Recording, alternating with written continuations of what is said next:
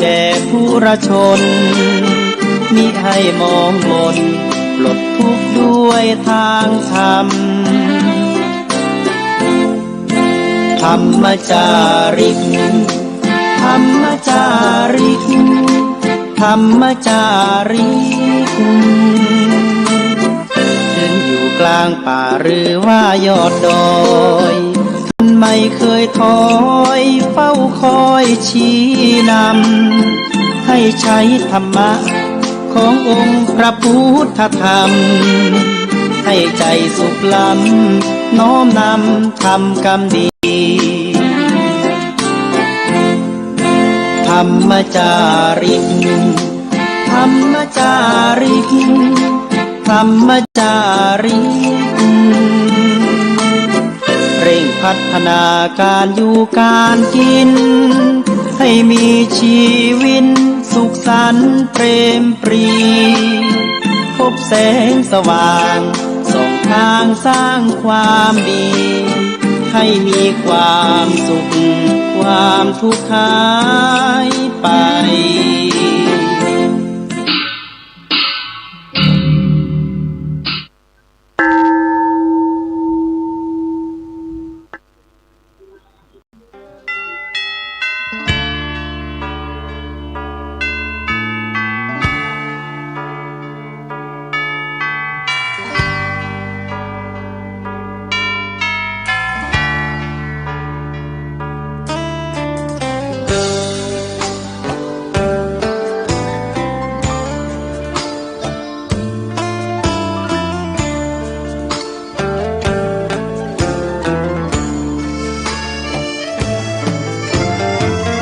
เชิญชวนทุกท่านเข้าวัดเข้าวาฟังธรรมะจากหลวงตาเสริมชีวาให้สุขสดใสยึดมั่นหลักธรรมคำสอนไว้ให้ขึ้นใจความดีรีบทำกันไว้หญิงชายอย่าได้นายนี้เชิญชวนทุกท่านเข้าวัดเข้าวาทำบุญด้วยจิตศรัทธาบุญพาให้เราสุขีจะทำการใดนำใช้ในสิ่งดีทำบุญให้ทานวันนี้ไม่มีใครว่าใครชังสมัยขอถวายความเคารพพระมหาเถรานุเถระครูบาอาจารย์เจ้าทั้งหลายจุตนจุองค์ขอเจริญสุขเจริญธรรมจงได้บังเกิดขึ้นมีกับท่านสาธุชนพุทธบริษัททั้งหลายที่ได้สดับรับฟังสาระธรรมตังสถานีวิทยุคลื่น FM 104.50 เมกะเฮิรตซ์ในสถานีวิทยุธรรมะคณะสงฆ์จังหวัดเชียงใหม่ขึ้นธรรมะของวัดฝ่ายหินตำบลสุเทพอำเภอเมืองจังหวัดเชียงใหม่ซึ่งมีท่านอาจารย์พระครูสมุวิสุวัฒน์วรกิจโจเจ้าวาดวัดฝ่ายหินเป็นผู้อำนวยการสถานีได้ส่งสัญญาณเครือข่ายไปทั่วพื้นบ้านล้านนาและก็ไปถึงต่างบ้านต่างเมืองต่างประเทศทั่วโลกด้วยYouTube ด้วยทีวีออนไลน์วัดฝ่ายหินซึ่งเป็นประโยชนะในด้านธรรมะกับพุทธศาสนิกชนชาวไทยต่างประเทศทั้งหลายทั้งปวงวันนี้อาตมาภาพท่านพระครูปัญญาสังฆการก็ได้มาพบมาปะกับท่านผู้ฟังในวันอังคารภาคบ่ายวันนี้13 มกราคมพุทธศักราช2569วันเวลาก็ผ่านพ้นมาในช่วงปีใหม่ที่เฮาท่านทั้งหลายก็ได้จัดกิจกรรมกันหลายอย่าง ในการสวดมนต์ข้ามปีการทำบุญตักบาตรวันขึ้นปีใหม่ก็ดีล้วนแล้วเป็นบุญที่เราได้ทำได้สร้างเพื่อให้เป็นมหามังคละเป็นสิริมงคลกับตัวเราในช่วงปีใหม่ที่เราท่านทั้งหลายได้ทำก็ถือว่าต้นปีเข้าสู่ปีศักราชใหม่เราก็ได้ผ่านพ้นวัยไปอีก1 รอบ1 ปี365 วันข้ามปีข้ามพศวันคืนล่วงไปวัยยะของเราก็แก่ขึ้นมาแถม1 ปีอายุก็เพิ่มขึ้นมาแถม1 ปีเขาก็ได้ทำสิ่งที่เป็นประโยชน์ในรอบปีเป็นสิ่งที่ดีเขาก็มาหวนรำลึกก็ได้ทำกันต่อไปแล้วก็สิ่งที่มัน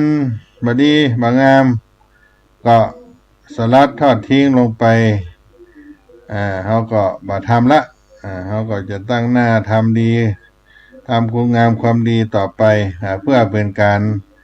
เสริมสิริมังคละต่อเราเช่นการสวดมนต์ข้ามปีเหล่านี้เป็นต้นเป็นกิจกรรมที่ดีที่ทำแล้วให้เกิดความเป็นมงคลต่อชีวิตด้วยบทสวดต่างๆซึ่งทั่วบ้านทั่วเมืองก็ได้มาสวดมนต์รำลึกถึงพุทธานุภาพ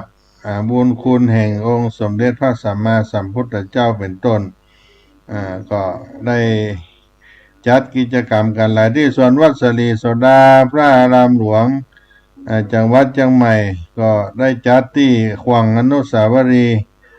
ครูบาเจ้าสลีวิจัยซึ่งเป็นต้นทางของการขึ้นไปวัดพระธาตุเจ้าดอยสุเทพมีศรัทธาญาติโยมมาร่วมบุญกันเป็นมากมายหลายทิศหลายทางก็เพื่อว่าเป็นการเสริมชะตาชีวิตของเราให้เกิด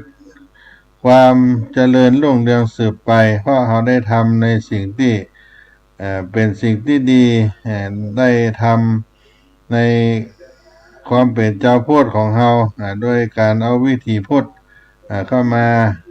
ผสมผสานให้เกิดความเป็นมังคละมงคลเกิดขึ้นในช่วงสิ้นปีแล้วก็เริ่มต้นปีใหม่ทางวัดสลีโสดาพระอารามหลวงอย่างวัดเชียงใหม่ก็ขอประกาศอนุโมทนากับบรรดาท่านสาธุชนพุทธบริษัททั้งหลายที่มาร่วมบุญกุศลกับวัดสลีโสดาพระอารามหลวงให้ได้บารมีธรรมแห่งพระบรมธาตุเจ้าดอยสุเทพบารมีธรรมครูบาเจ้าสลีวิจัยจงได้ปกปักรักษาพระแม่ศรัทธาได้อยู่เย็นเป็นสุขกันทั่วหน้าคิดสิ่งใดก็ขอให้สมความมุ่งมั่นปรารถนากันทุกท่านทุกคนในวันขึ้นปีใหม่ล่วงเลยมาแล้ว13 วันญาติโยมก็เข้ามาสู่ปี2569ถ้าเรามองวันขึ้นปีใหม่ในทางพระพุทธศาสนาก็เป็นเรื่องของธรรมะต้องบอกว่าทั้งละอ่อนคนใหญ่ผู้เฒ่าผู้แก่ล้วนก็เข้าไปสู่ความหมดสิ้นเวลาไปสู่มรณะแห่งความตายต่อไปการข้ามพ้นไปในทางพระพุทธศาสนาของเราข้ามเข้าไปเหมือนตะวันเข้าสู่เวลาบ่ายเข้าตกค่ำต่ำลงดอยไปเพราะฉะนั้นความแก่ของคนเฮานั้นมันเป็นธรรมชาติและกับแบ่งออกไปตามธรรมะว่า อันที่หนึ่งคือแก่แดดแก่ลมผู้ที่ปล่อยวันเวลา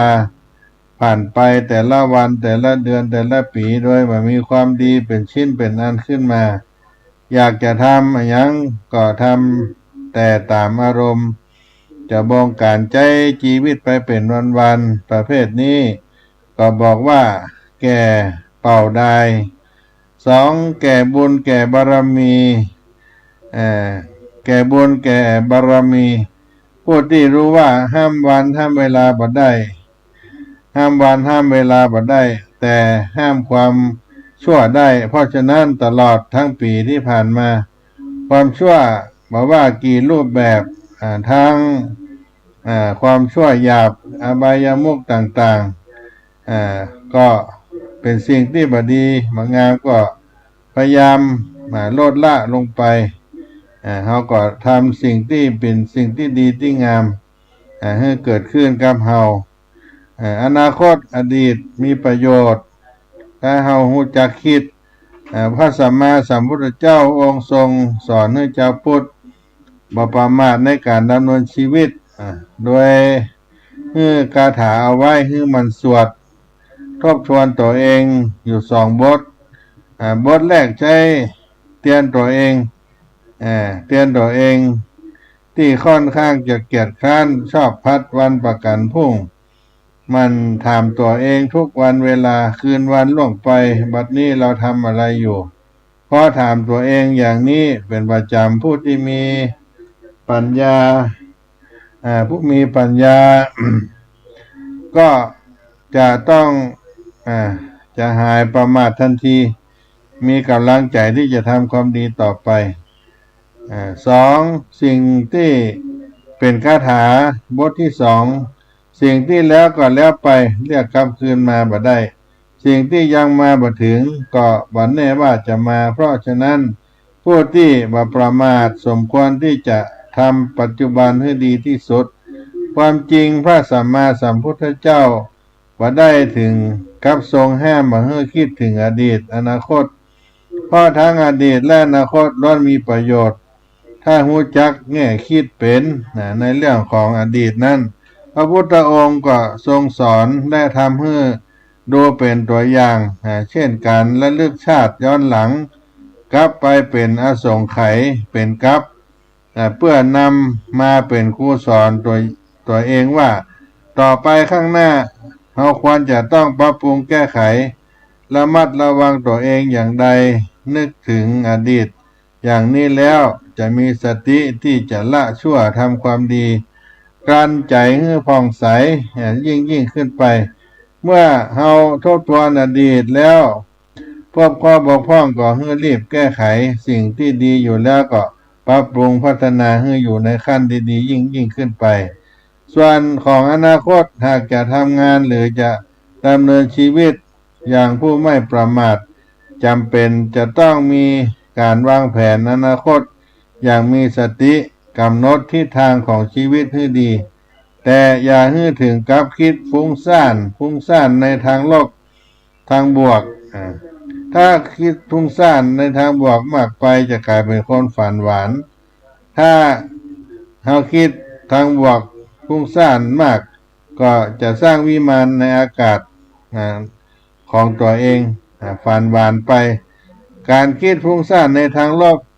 มากก็บ่ดีทำให้ใจขุ่นมัวเศร้าส้อยหงอยเหงากลายเป็นทุกข์ให้เฮาก็ตรวจสอบตัวเฮาด้วยหลักธรรมการสำรวจตัวเองด้วยหลักธรรมก็สำรวจตัวเองตลอดระยะเวลา1 ปีที่ผ่านมาว่าเรามีความบกพร่องหรือข้อดีอย่างพ้องจะใจสัพพุริสธรรม7 ประการเป็นข้อธรรมะลักประกันประเมินตัวเองซึ่งก็มีอยู่ว่าความเป็นผู้รู้จักเหตุเป็นผู้รู้จักผลเป็นผู้รู้จักตนเป็นผู้รู้จักประมาณเป็นผู้รู้จักการเป็นผู้รู้จักชุมชนและความเป็นผู้รู้จักบุคคลนั่นก็เป็นสัพพุริสธรรม7 ประการ ความเป็นผู้รู้จักเหตุผลก็ต้องถามตัวเองว่าก่อนที่จะลงมือทำสิ่งใดทุกครั้งเราเป็นคนมีเหตุมีผลเพียงพอคิดหน้าคิดหลังให้รอบคอบก่อนแล้วจึงค่อยลงมือทำหรือไม่หรือจะทำอะไรอย่างก็เอาแต่ใจตัวเองเวลาทำงานอยากจะทำอะไรอย่างที่โครมลงไปย่อมเฮืออารมณ์อยู่เหนือเหตุผลคนที่เขามีเหตุมีผลนั้นเมื่อจะลงมือทำอะไรอย่างก็ตามเขาก็ต้องมองไปถึงอนาคตว่าผลที่ออกมาจะเป็นอย่างไร2ความเป็นผู้จักผลคือเมื่อหันอะไรอย่างปรากฏอยู่ต่อหน้าจะเป็นผลดีผลเสียก็ตามสามารถที่จะตรวจสอบคิดเชื่อมโยงไปในถึงต้นต่อได้ว่าผลที่ออกมาเป็นอย่างนี้นั่นเกิดจากสาเหตุอะไรอย่างความเป็นผู้รู้จักตนคือตรวจสอบความเป็นผู้รู้จักตัวเองว่าโดยคุณสมบัติของเขานั้นเขาจะเป็นไผอยู่ในฐานะใดในบ้านในเมืองนี้อยู่ในครอบครัวมีหน้าที่มีตำแหน่งอะไรอย่างในบ้านมีฐานะอะไรอย่างที่ทำงานเมื่อมาถึงวัดแล้วก็ต้องถามตัวเองว่าเราอยู่ในฐานะใดมีหน้าที่อะไรอย่างในวัดมันถามตัวเองบ่อยๆแล้วจะมองตัวเองออกจากเขาจะมองตัวเองออกและจะได้รู้ว่าเราทำหน้าที่อย่างเหมาะสมแล้วหรือยัง4ความเป็นผู้รู้จักประมาณคือทุกครั้งที่ลงมือทำงานเป็นผู้รู้จักประมาณทุกครั้งหรือเปล่าหากเขามีกำลังความรู้ความสามารถเขาได้ช่วยเต็มที่เต็มกำลังแล้วหรือยังหรือหากที่มีความรู้ความสามารถน้อยแต่ได้ทุ่มเทให้ทางวาดมากจนบางครั้งเกิดติดคัดมีปัญหาครับทางครอบครัวหรือไม่ก็ต้องย้อนกลับมาตรวจสอบดูว่าเราได้ละเลยหน้าที่บางอย่างทางบ้านไปหรือไม่สำรวจตัวเก่าให้ดีอันที่5นั้นเป็นผู้รู้จักการคือเราจะแบ่งเวลาได้เหมาะสมแล้วก็ยังทั้งเวลาเราได้แบ่งเวลาให้เหมาะสมแล้วหรือยังเวลาปฏิบัติธรรมเวลาทำงานเวลาที่ให้กับครอบครัวเวลาให้กับงานเป็นสิ่งที่สำคัญเพราะเวลามี24ชั่วโมงต่อวันถ้าเรารู้จักแบ่งเวลาเป็นวันเป็นชั่วโมงก็จะได้งานที่เราแบ่งตามล็อกเวลานี้ได้มากการที่คนเรามีความเจริญก้าวหน้าได้ในชีวิตบัดเท่ากันก็เนื่องจากเขาได้มีการแบ่งเวลานี่เองอันที่6ความเป็นผู้รู้จักชุมชน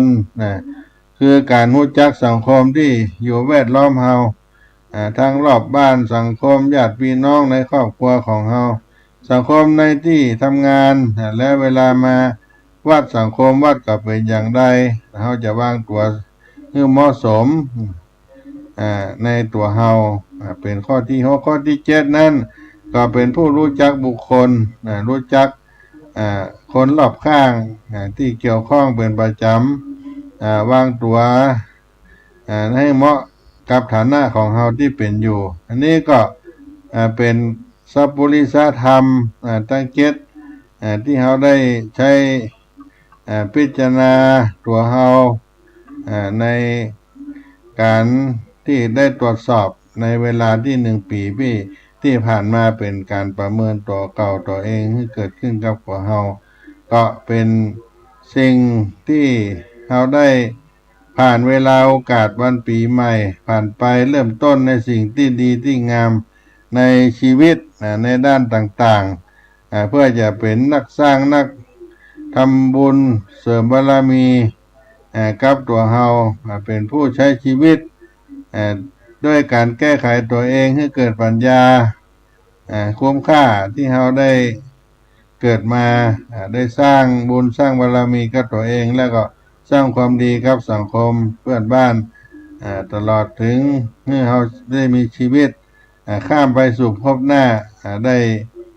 เจริญได้ธรรมแห่งพระพุทธเจ้าก็เป็น เป็นการผ่านพ้นไปในรอบปี1 ปีที่ผ่านมาก็อู้กันฟังกับพี่น้องท่านสาธุชนคนฟังทั้งหลายในต้นรายการนี้ก่อนเนาะ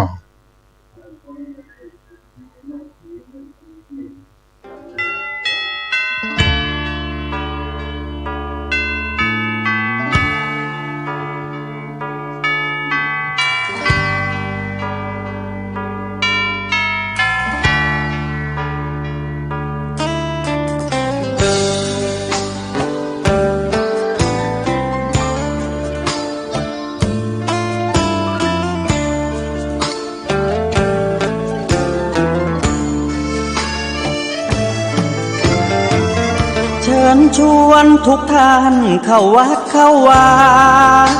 ฟังธรรมะจากหลวงตาเสริมชีวาให้สุขสดใสยึดมั่นหลักธรรมคำสอนไว้ให้ขึ้นใจความดีรีบทำกันไว้หญิงชายอย่าได้นายนี้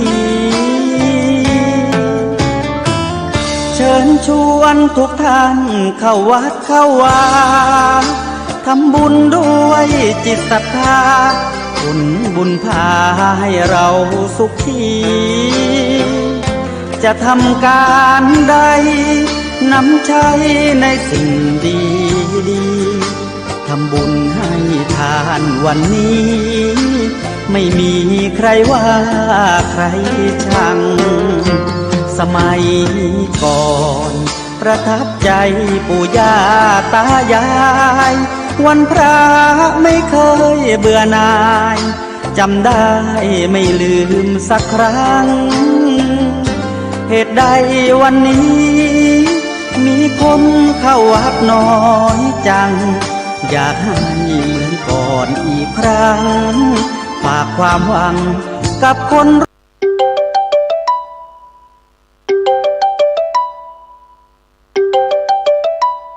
เข้าวารับศีลรับพรหลวงตา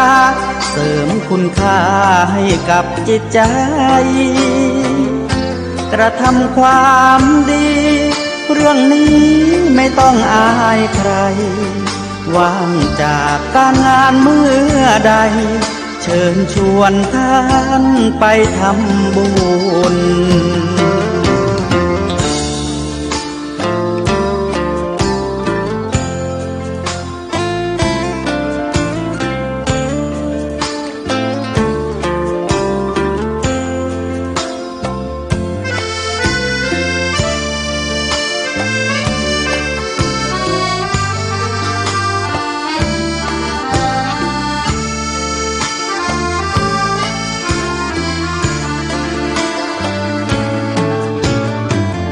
เชิญชวนทุกท่านเข้าวัดเข้าวารับศีลรับพรหลวงตาเสริมคุณค่าให้กับจิตใจกระทำความดีเรื่องนี้ไม่ต้องอายใครว่างจากการงานเมื่อใดเชิญชวนท่านไปทำบุญกระทำความดีเรื่องนี้ไม่ต้องอายใครฝากเพลงเชิญชวนหญิงชายอย่าอายเรื่องการ